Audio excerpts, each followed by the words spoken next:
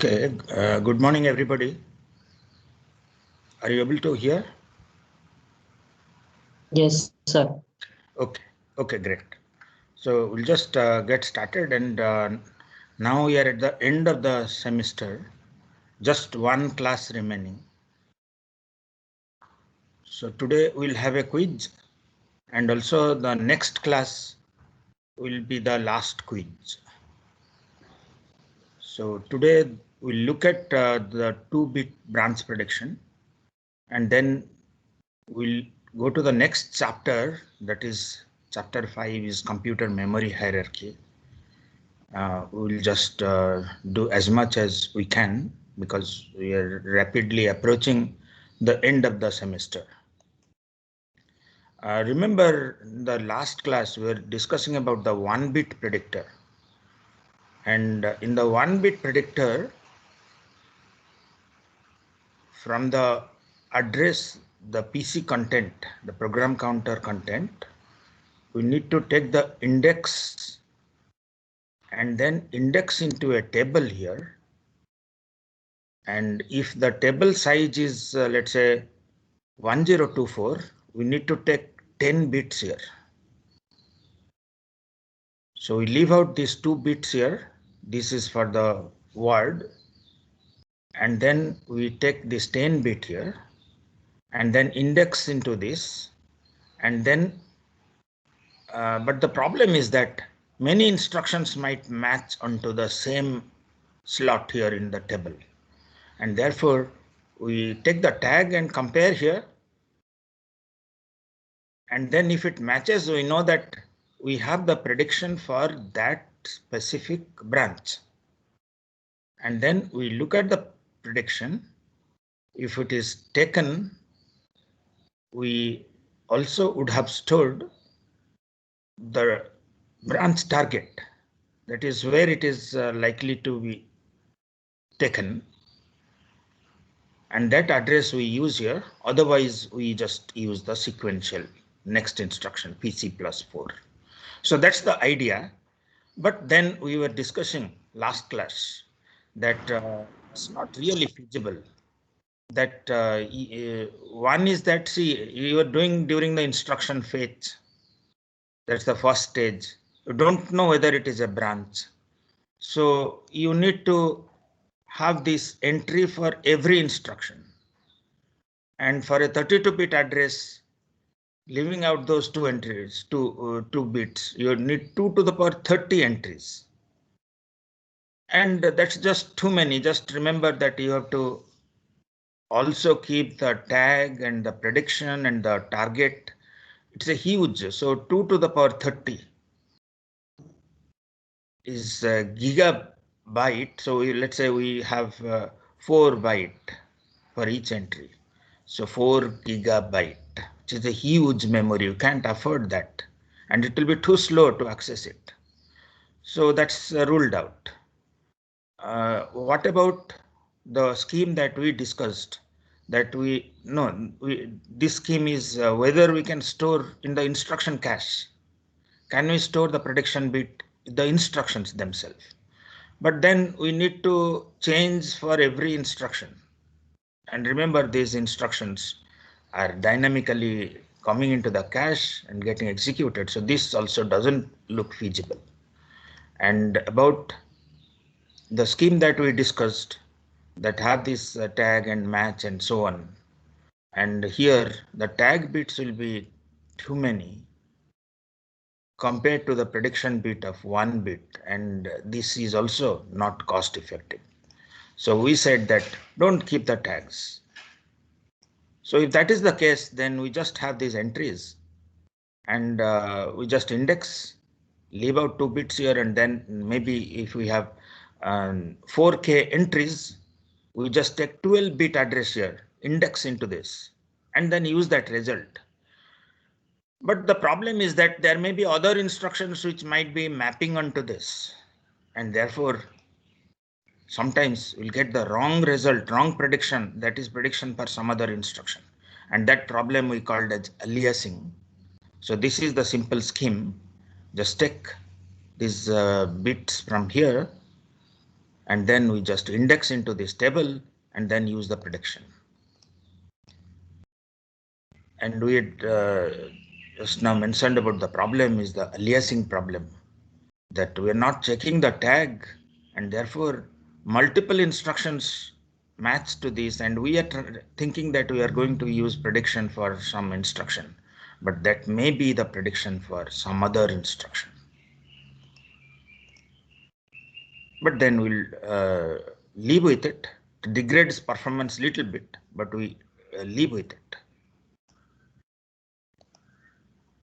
So let's look at this accuracy of 1-bit predictor. We had already seen last time, just revising, that if this is the behavior of the branch, that we have 9 iterations, 9 loop iterations, and let's say initially it is not taken, and then 9 of them are taken, and then last one is not taken, and the first one also will predict based on the last time is not taken, but actually it will be taken. So in a loop of 9, 7 mistakes in prediction, sorry, 2 mistakes in prediction, 2 mispredictions, 7 correct predictions. So that is 77.8% accuracy. So the scheme here is that we use this index, leave out these 2 bits, and then take the index depending on how much is our table size, whether it is 4K or 8K. If it is 8K, take 13 bits here, and then index into this, use the prediction. If it is 0, we know that it is not taken. That's the prediction. And once the branch is resolved, we know the branch outcome, the actual outcome. If it is misprediction, we just update this bit. So that's the scheme here that we discussed. These addresses we just take here for branch instruction. And here the main hypothesis is that the branch behavior will keep on repeating.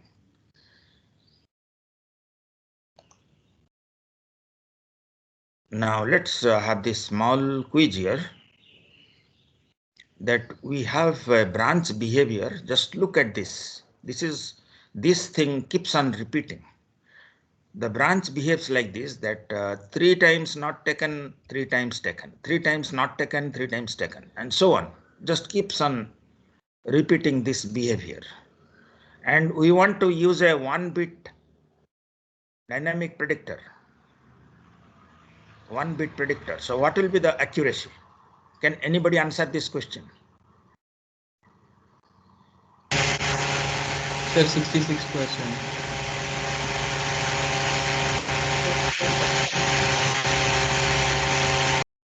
Barun, just asking this question, if we see the initial value of the predictor is taken, but what if the initial value of the predictor was not taken? Will your answer be the same or will it be different? So then it would initially then we would be correct for the 3 cases, but only for one particular case we would be wrong. Then it would be 5/6. Then the accuracy would change. No, Barun, remember that I said that it is an infinitely repeating behavior of a branch. So the first one having little bit different 5, etc., won't affect the final result. It will still remain the same. So given such a situation, look at what will be the, for a given loop iteration, look at what will be the final value of here of the predictor. Since it is taken, the final value will be taken. One case out of infinite cases, just ignore it. So Okay, so I thought we were just considering these particular 6 cases only. no, see, it is an infinite loop. Okay, then it would be Or a different. very large number of iterations. So initial predictor value will not matter here. If it is repeated, the loop is repeating a number of times. But if it is just repeating 2-3 times, maybe yes, the initial prediction value matters. So out of 6, we 4 correct predictions and 2 wrong predictions, 66% accuracy. So I hope everybody is getting this answer which Varun got. Uh, is anybody having difficulty with this answer? 66%. Now 66% is not very encouraging. Now can we try 2-bit predictor? So the 2-bit predictor, for every branch we keep 2 bits. And here the prediction is that if it is 0, 0, we say it is taken. 0, 1 also taken. 1, 1, no, sorry, 0, 0 is not taken. 0, 1 is not taken. 1, 1 is taken and 1, 0 is taken. So we look at the bit and predict. And these actually form a finite state machine like this, that depending on the branch outcome, we transit to different states of this machine. Let's say initially, let's say if it is strong taken, ST, which is I think 1, 1 we had written there, and we found that the branch is taken, it just keeps on staying at that 1, 1. So it saturates there at 1, 1. But if it is not taken, then it becomes 0, 1. So that is weak taken. And if it is taken, it comes back to strong taken again. And from, if it is 2 times misprediction, not taken, we predicted taken, and it's actually not taken. And again, predicted weak taken, which is taken, again misprediction, then it comes to strong not taken. And in strong not taken, as long as the prediction is, as long as the outcome, outcome and prediction are not taken, just keeps on staying in that, saturates there. But if it is taken, prediction is not taken, but it is taken, it comes to weak not taken. And then again misprediction, we predict not taken and it is taken, then it comes to strong taken. So this is the state machine that we will use. There are alternate state machines possible. For example, that on a weak taken, we make a mistake. I mean, the prediction mistake is we predicted taken, but it is not taken. And then if it comes to weak not taken, so that's a different state machine. And on a mistake on weak not taken, we go back to weak taken. And that's a different state machine. But the one that we will use is this state machine. And experiment so that all these state machines, the variations, they show identical behavior. I mean, as far as the performance is concerned, the same behavior. So it should not really matter, but since we'll have to take something as the standard on which we ask questions and so on, and given in the book. So we take this state machine that from weak taken on a mistake comes to strong not taken, and from weak not taken on a mistake it goes to strong taken. So that's the state machine we'll use. So this prediction dates back to 1981. And here it adds hysteresis.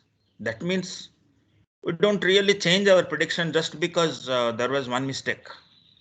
We hope that again it will be the same thing. And for loops, you can see that this is very effective, because in loop we had this problem of one misprediction right at the end of the loop. So should perform much better compared to 1-bit predictor for any loop. And let's see the results. Okay, so this is just a illustration of this 1-bit counter versus the 2-bit counter. This is a program here. In the program, we have this I variable initialized to 0, and then n is 0. No, n is given some value. Okay. So as long as, so this is the two loops here. One is the outer loop and the other is inner loop. So it actually corresponds to this, I and j. So I is 0 to m and j is 0 to n. So I is 0 and then it comes here, and then n is less than 0, and then it assigns j equal to 0. That is the inner loop. So this j is the inner loop, and then it just does some statements s1, s2, etc., and then it increments j and keeps on in this loop until j becomes equal to n. See this for loop here, and then as soon as it becomes n, it exits, and then I is incremented. That's the outer loop, and then it keeps on this loop until it becomes equal to n. So for the 1-bit predictor, the I and j, the predictor is initialized to not taken, and I and j are 0 and 1 at this point, the first iteration. J is incremented to 1, and then prediction is not taken, and the outcome is taken because this is taken here.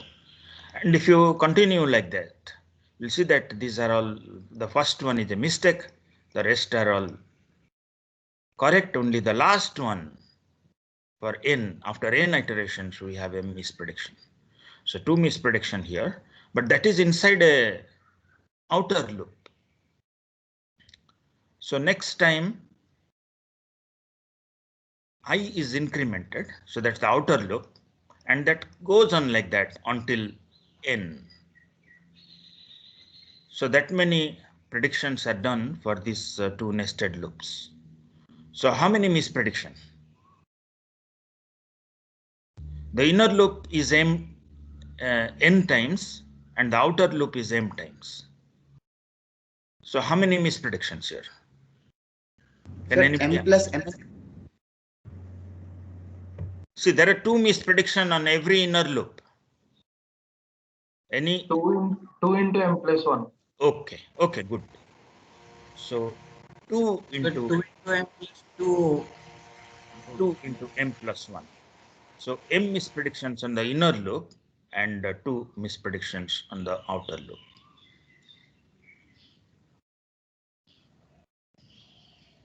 So just think about it. But then if we use a 2-bit saturating counter, then here the prediction initially it is weak not taken, initialized. It can be anything. Now it is at here, and then the prediction is not taken and the outcome is taken. We have a mistake, and then it transits here to strong taken. So we have written here the status of the predictor is strong taken, and then it keeps on predicting taken, and then at the end of the loop the outcome is not taken, but we are predicting taken. Outcome is not taken, but we don't change our prediction. It just went to the weak taken because of the misprediction. But in the next one, it's a correct prediction. Taken, weak taken is taken prediction, and it actually loop is taken. So it again comes back here to strong taken. And so how many mispredictions will be there?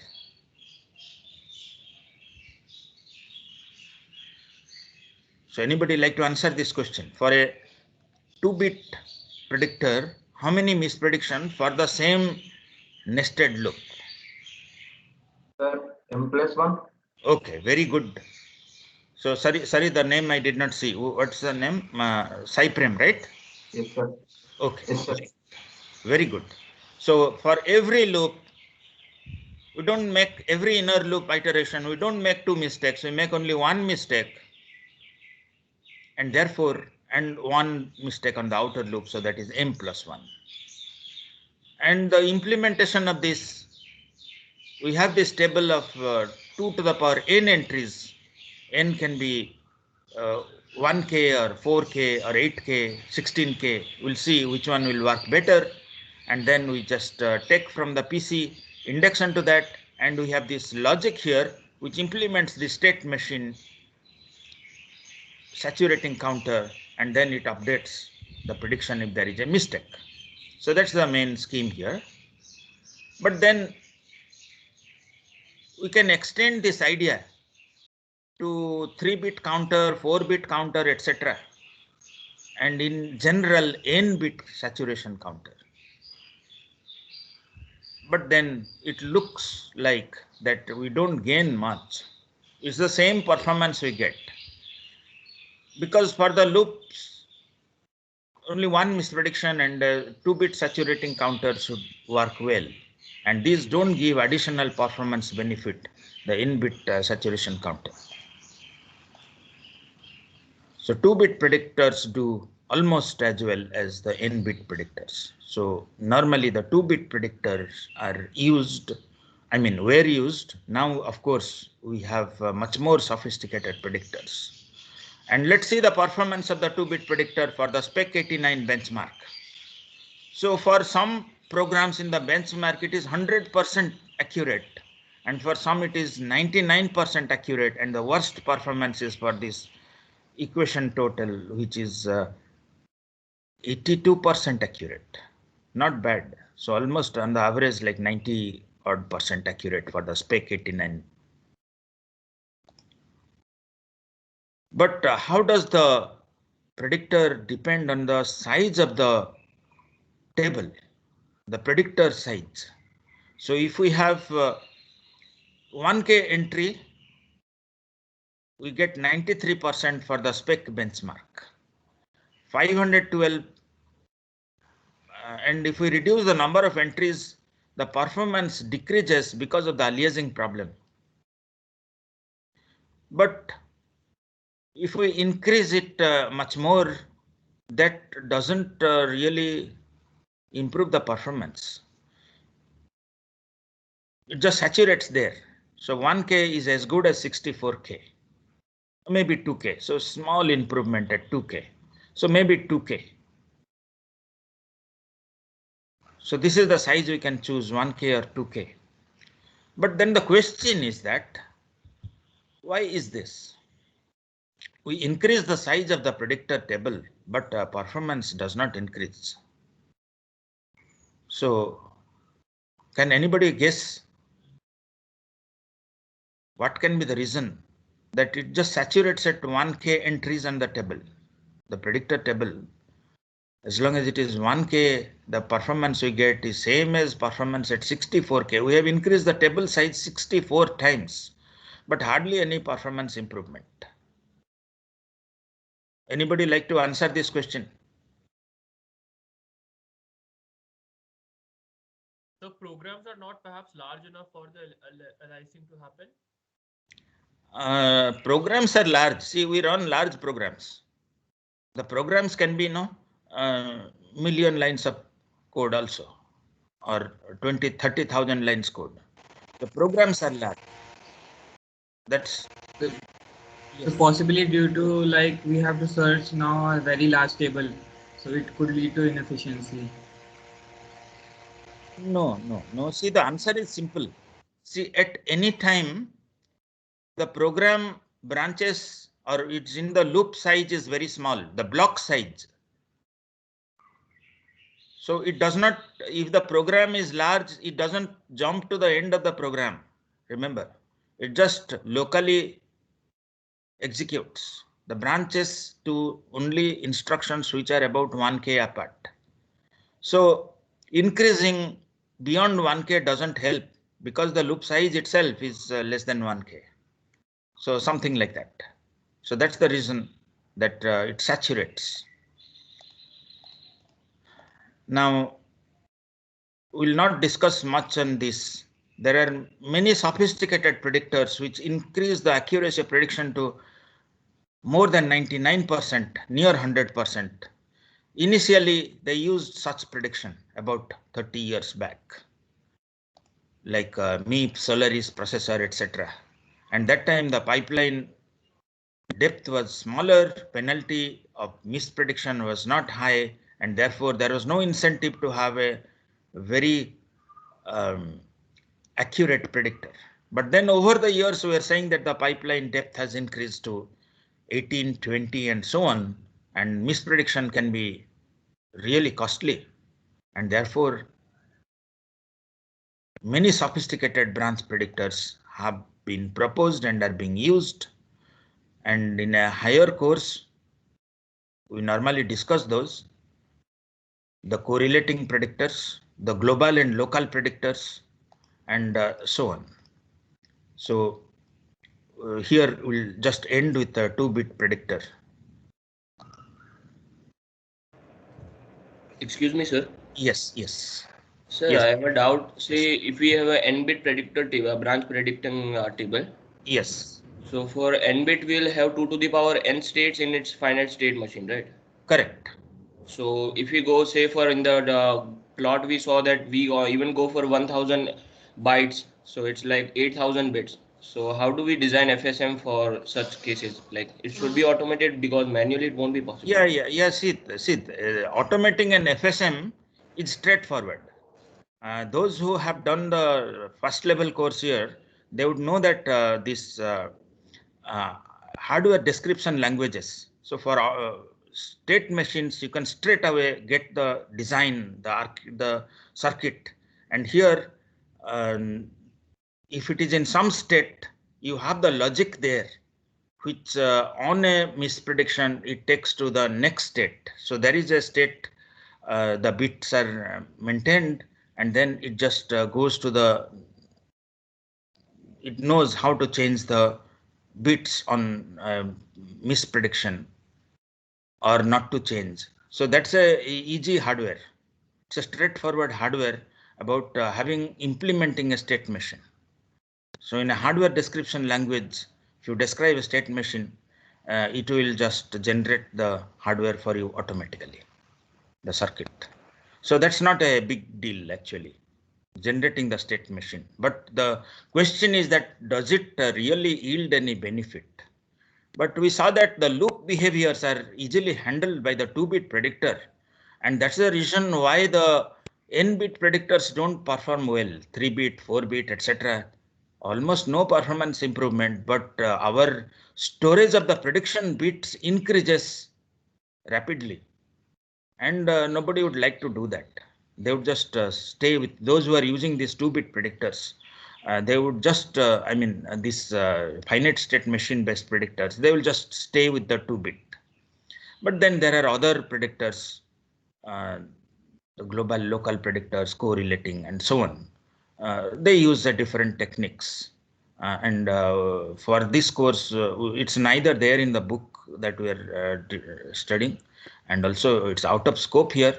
And those who are doing a higher level course on this area, architecture, computer architecture, will be able to do that. Or you can check on the net, you get enough more sophisticated predictors.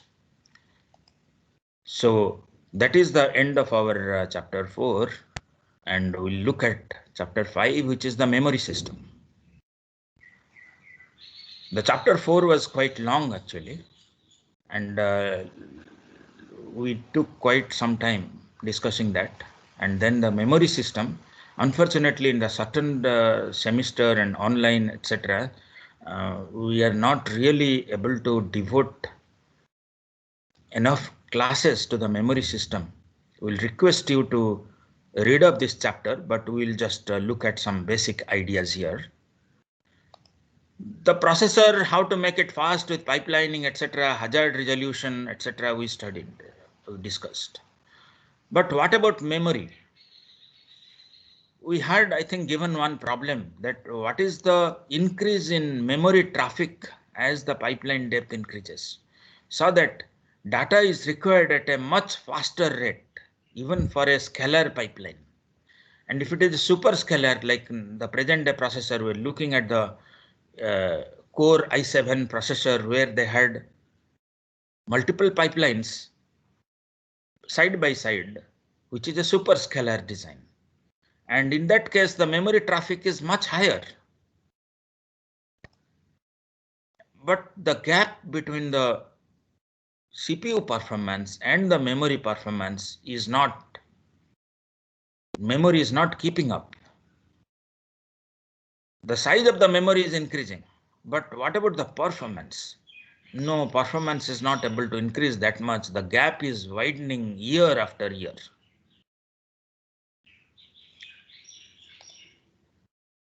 The result is an unbalanced system. We just see here, it's willing to take so much of load, but the horse cannot pull here. So the memory cannot supply the data, and we have underperforming computer. One way to address that, the gap between the memory and the processor, is to have faster cache here in the processor, inside the processor, and also the registers which are faster. And we have been posing this question that why this cache and registers are faster compared to memory. And we are also answering that in the class. I hope you recall that. But just see here, the mass storage, which is tape, etc., they take long time here, several second to minute to access per bit of data. Disks, 10 millisecond per bit of data. Main memory, 200 nanosecond. Cache, 10 nanosecond. And register less than 10 nanosecond. So that's the speed of access. We have a quiz coming up today. So we'll just stop here, and next class, Monday, will be the last class. We'll have the last quiz also. And of course, the 2-bit predictors, etc., are included, and memory is not included. We just started memory. We'll discuss about the memory to some extent in the next class, which is the last class. And Aditya, are we ready with the quiz? Yes, sir, we are ready. Okay, great. So please attend to the quiz today. And I hope all of you are able to see all your quiz marks. And your all your quiz doubts, etc., have been resolved. That is my understanding. Correct me if that is not the case. Okay, so that's good. All of you have seen your quiz marks and all are resolved any difficulty in the quiz evaluation, etc. I have not got any mail myself. Yeah, anybody like to answer, tell anything? Yeah, please unmute and tell. One of my quiz marks have not been like I have not got enough marks. Like some marks have been deducted. I've talked So to the which TA. quiz number? Which quiz number? Quiz number 3. I've talked to the TA, but But still I said, see, normally no, don't bring old quizzes. That becomes difficult.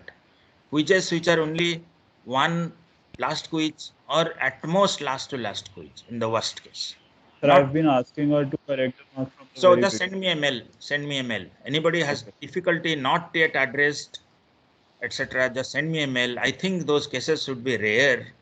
I'll see what's the problem. So we'll stop here, and please attend to the quiz. Thank you. Okay.